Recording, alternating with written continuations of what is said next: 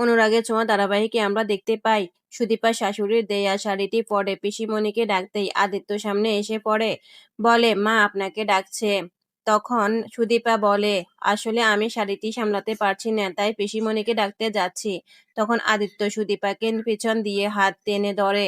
অন্যদিকে পরমা তার আলমারি থেকে শাড়ি বের করতে অব্রজিতের আনা লকেটটি দেখতে পেয়ে হাতে নিয়ে নেয়।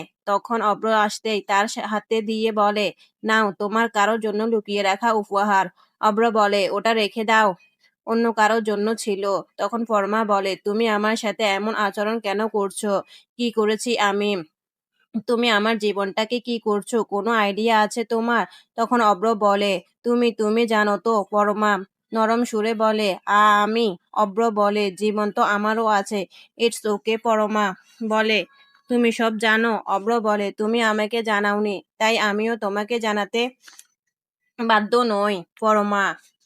এই বলে অব্র বেরিয়ে যায়। অন্যদিকে আদিত্য সুদীপার শাড়ির কুচিগুলো সব গুছিয়ে ধরে দেয়। সুদীপা বলে, থ্যাংক ইউ, এই বলে পুজোর মণ্ডপে চলে যায়। তখন হঠাৎ বড়মা অসুস্থ হয়ে পড়ে পড়ে এবং আবোল তাবোল বলতে লাগে। সুদীপা বলে, আমাকে একটু ওষুধের দোকানে নিয়ে যেতে পারবে?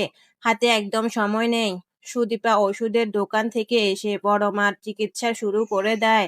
সবাই নিষেধ করার পরেও অব্র বলে, তোর যেটা মনে হয় তুই সেটাই কর। ডাক্তার এসে বলে, ঠিক সময় ঠিক চিকিৎসা হয়েছে, একদম কোনো চিন্তা নেই। আমি আসি তাহলে।